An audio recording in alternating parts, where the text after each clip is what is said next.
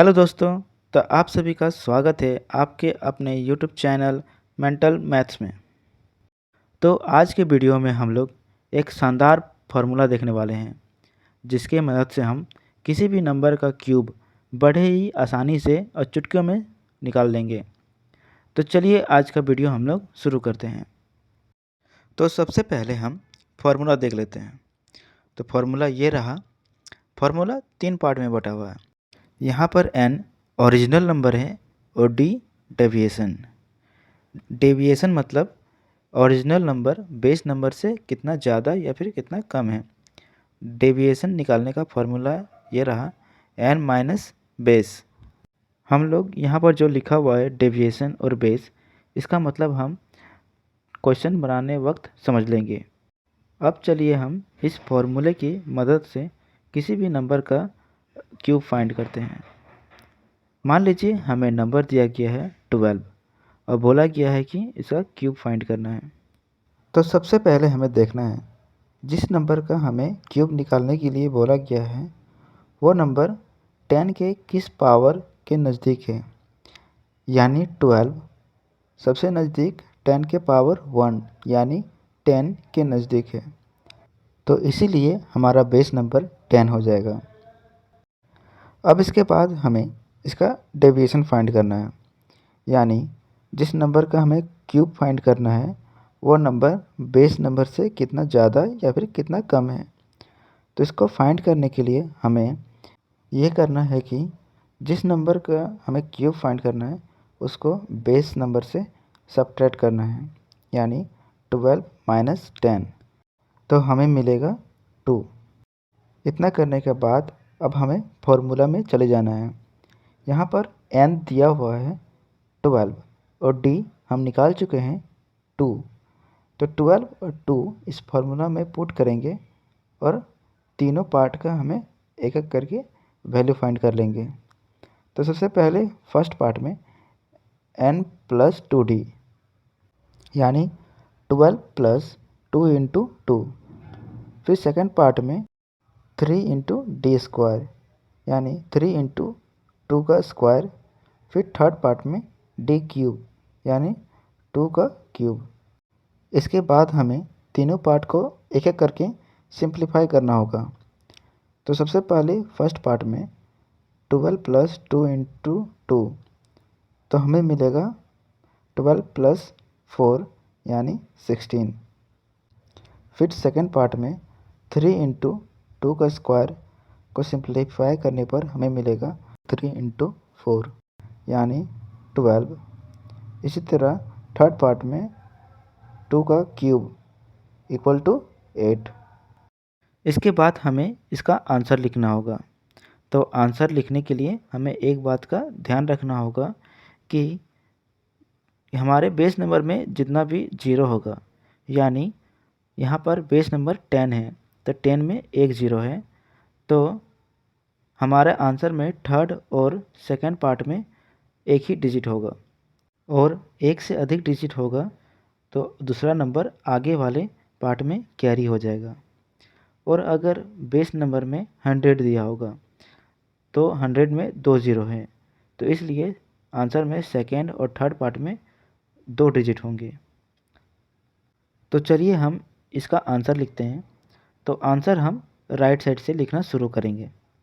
तो हमारे base number में एक ज़ीरो है, इसलिए थर्ड और सेकेंड पार्ट में एक ही डिजिट होगा। तो हमारे थर्ड पार्ट में एक डिजिट है 8, तो इस 8 को हम अपने आंसर में सबसे राइट में लिख देंगे यहाँ पर। अब जाएंगे सेकेंड पार्ट में। सेकेंड पार्ट में हमारे पास 2 डिजिट हैं, तो 12 का 2 हम अपने आंसर में 8 के लेफ्ट में लिख देंगे यहाँ पर, और 1 आगे कैरी में। इसके बाद 16 और 1 कैरी, उसको ऐड करेंगे तो हमें मिलेगा 17।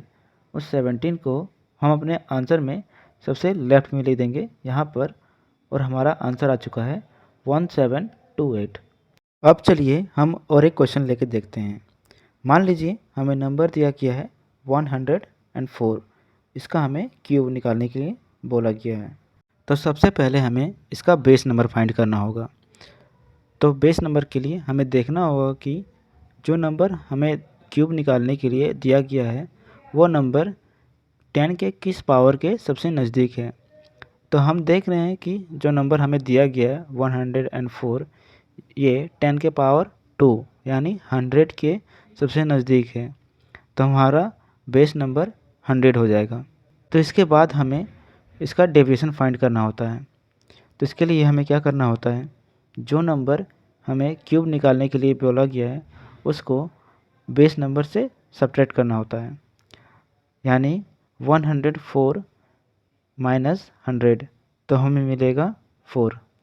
इसके बाद हमें n और d का वैल्यू फार्मूला में पुट करना होता है। n का वैल्यू दिया हुआ है 104 एंड d इक्वल टू 4। सबसे पहले पार्ट में n और d का वैल्यू पुट करने पर हमें मिलेगा 104 प्लस 2 इंटू 4, तो हमें मिलेगा 112। इसके बाद सेकंड पार्ट में 3 इंटू डी स्क्वायर यानी 3 इंटू 4 का स्क्वायर, तो हमें मिलेगा 3 इंटू 16। तो इसको सॉल्व करने पर हमें मिलेगा 48। फिर थर्ड पार्ट में d का क्यूब यानी 4 का क्यूब, तो हमें मिलेगा 64। अब हम जानते हैं कि इसके बाद हमें इसका आंसर लिखना होता है। तो आंसर लिखने के लिए हमें याद होगा कि हम क्या करते थे कि जितना जीरो हमारे बेस नंबर में होते हैं उतना ही डिजिट हमारे आंसर में सेकेंड और थर्ड पार्ट में होते हैं। तो हम जानते हैं कि हमारे बेस नंबर है 100, तो इसमें 2 जीरो है, इसलिए हमारे आंसर में सेकेंड और थर्ड पार्ट में 2 डिजिट होंगे। तो चलिए हम इसका आंसर लिखते हैं। तो आंसर हम लोग राइट से लिखना शुरू करते हैं। तो सबसे पहले थर्ड पार्ट में हमारे पास 2 डिजिट है 64, तो इसको हम अपने आंसर में सबसे राइट साइड में लिख देंगे यहाँ पर। फिर सेकंड पार्ट में भी है सिर्फ 2 ही डिजिट 48, तो इस 48 को भी हम अपना आंसर में 64 के लेफ्ट में लिख देंगे यहाँ पर। अब इसके बाद सबसे लास्ट में फर्स्ट पार्ट में है हमारे पास नंबर है 112, इसको भी हम अपना आंसर में सबसे लास्ट में लिख देंगे लेफ़्ट साइड में यहाँ पर। तो हमारा आंसर आ चुका है 1124864।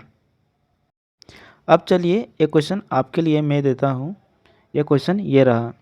इस क्वेश्चन को आप इसी फॉर्मूले से सॉल्व करने का कोशिश कीजिएगा। अगर आप इसका आंसर आसानी से सॉल्व कर लेते हैं तो आप इसका आंसर कमेंट सेक्शन में ज़रूर लिखिएगा।